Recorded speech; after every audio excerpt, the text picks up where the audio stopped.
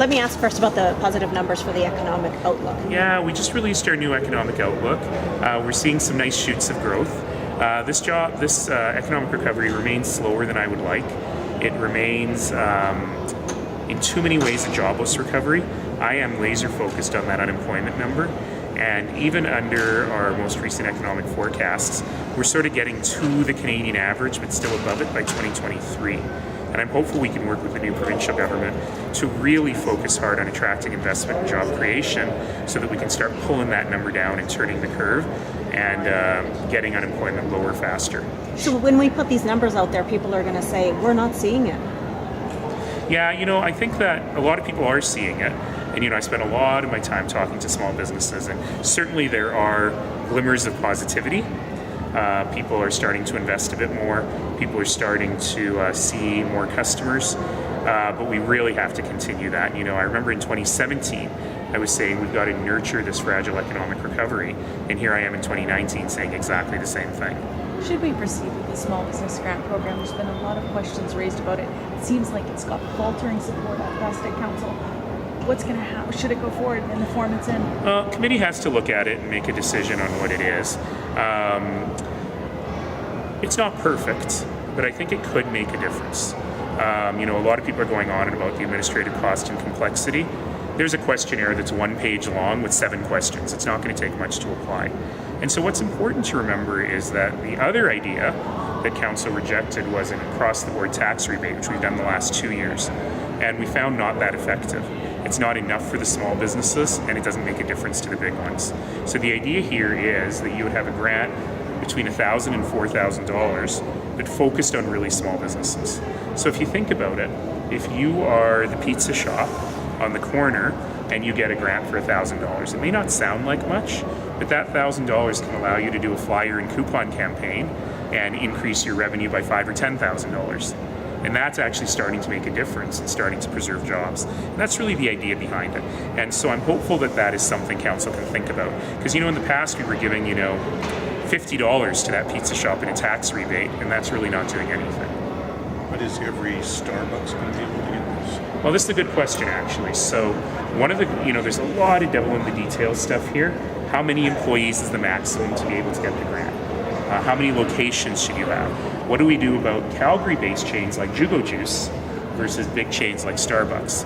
There is part of the solution here, which is we have to look at if the stores are individually owned versus owned corporately. So Starbucks is all corporate stores, so they probably wouldn't qualify at all. But what about, but exactly, what if I've got an independent pizza shop, Canada Pizza, next to a Domino's Pizza that's also owned by a franchisee, should we be treating them differently? I would say probably not. They're each small businesses with local owners. So those are things to sort out, but I think we can figure that out.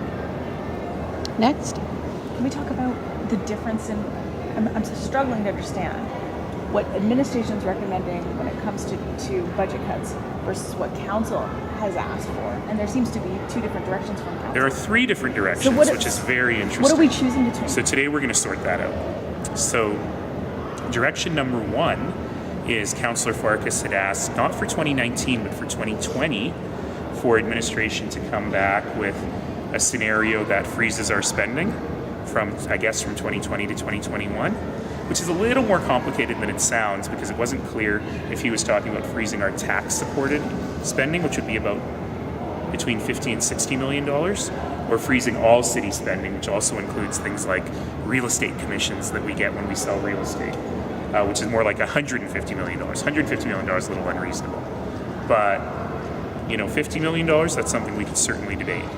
And I know, but what administration is suggesting is, listen, let's be more thoughtful about this, and instead of looking at across-the-board cuts, let's go through this process in the line of service review and do some real analysis. And that way some departments might find greater savings and some might be saved from savings.